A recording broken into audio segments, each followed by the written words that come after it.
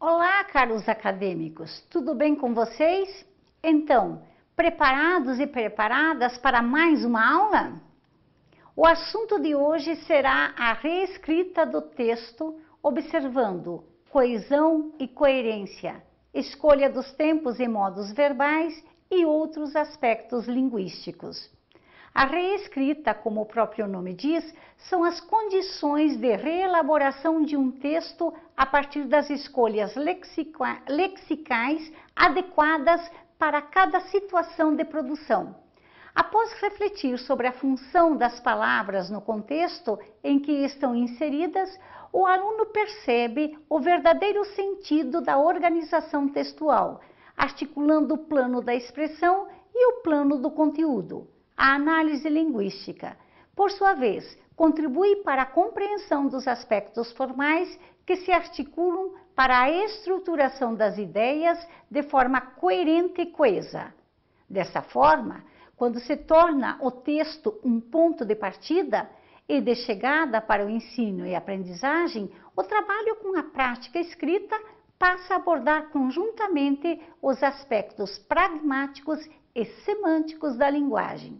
Muito bem, acompanhem comigo no slide.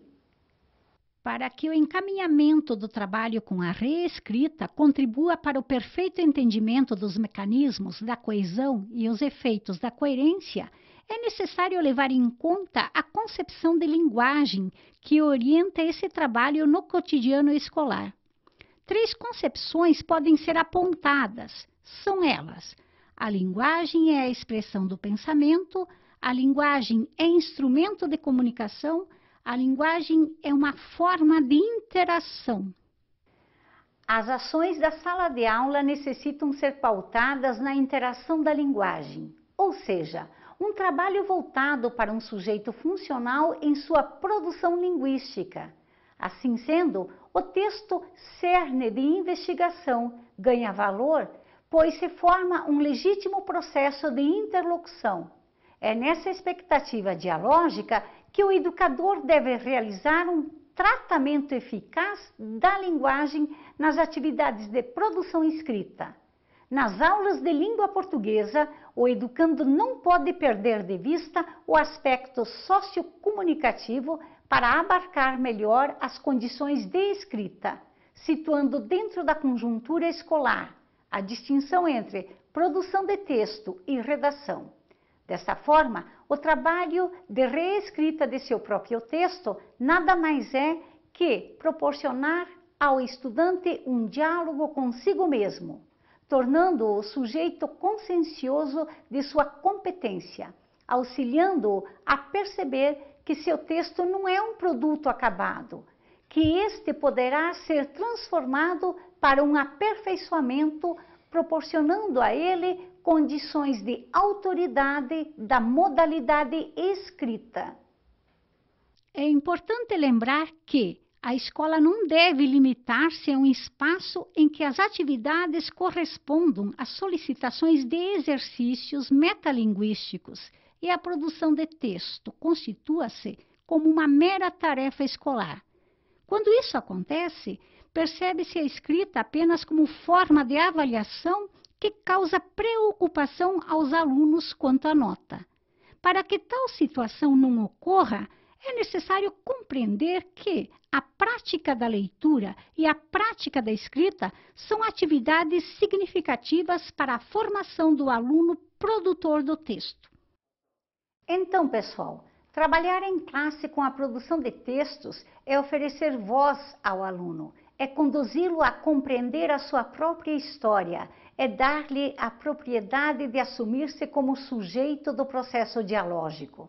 Leitura e escrita, para contrair em sentido, necessitam se consolidar como experimento que registra ações de pessoas ou grupo.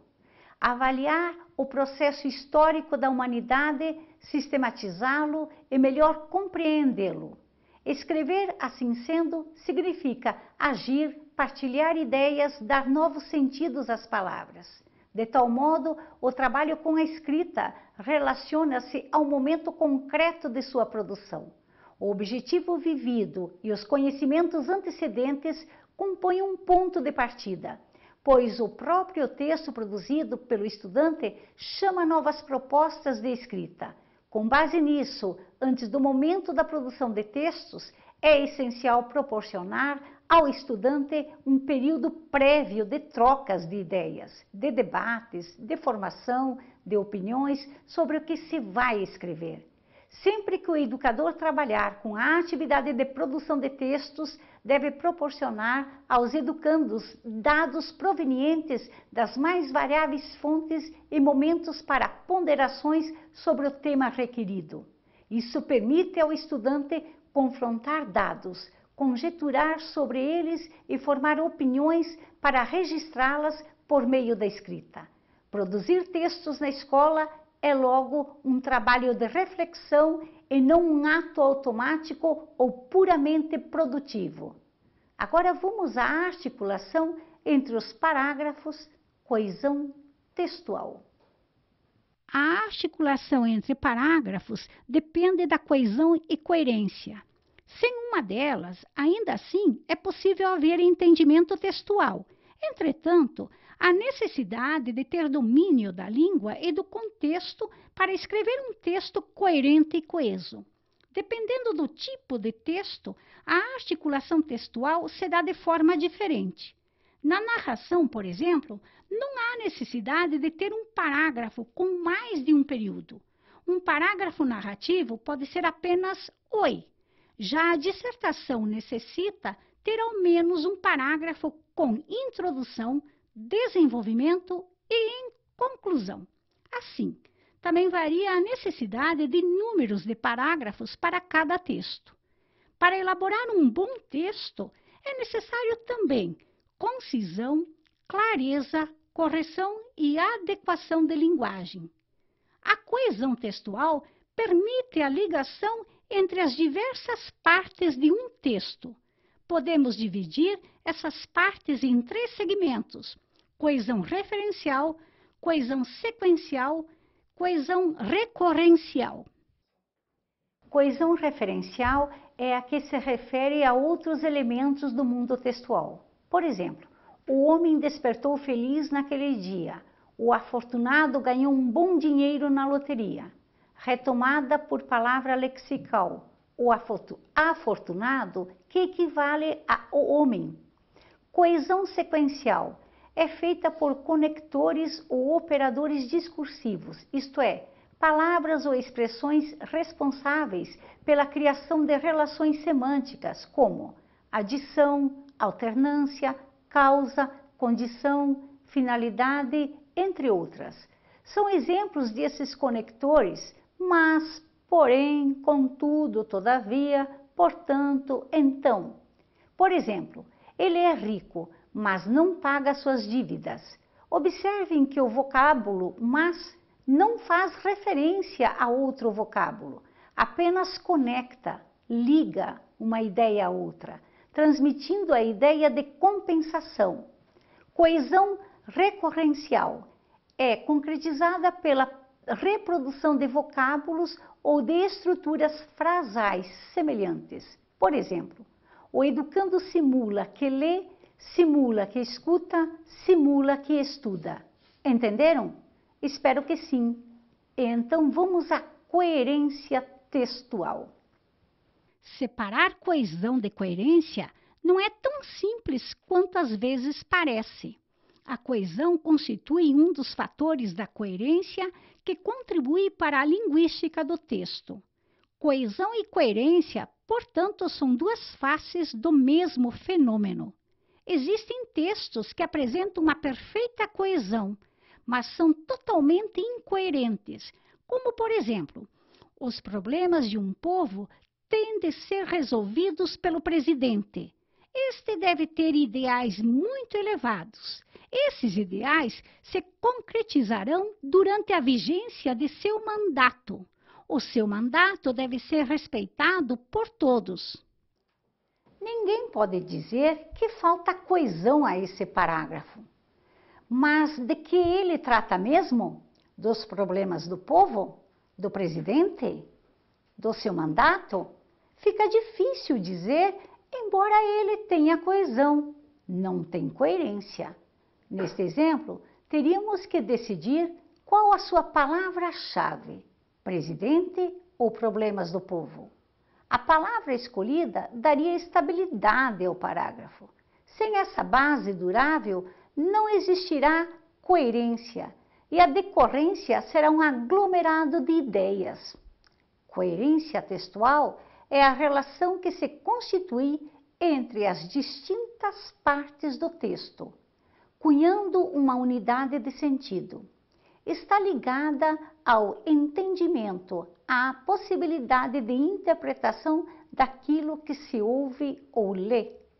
Reiterando, a coerência de um texto não é dada exclusivamente pela boa interligação entre suas frases, mas também porque entre estas há a influência da coerência textual, o que nos auxilia a concluir que a coesão, na verdade, é decorrência da coerência.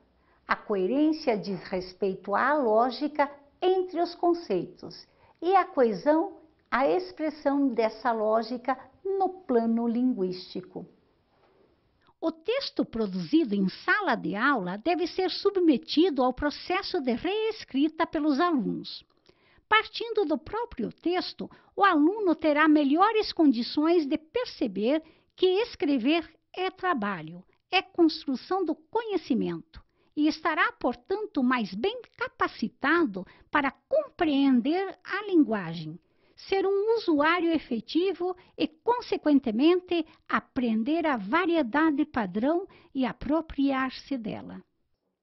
Para a atividade de reescrita, o docente deve prover marcas no texto do aluno por meio de códigos de correção pré-definidos, ou ainda fazer uma intervenção direta através da fala, de explicações ou questionamentos orais e ou escritos, para que o educando tenha condições de cumprir a função de reescritor das próprias ideias.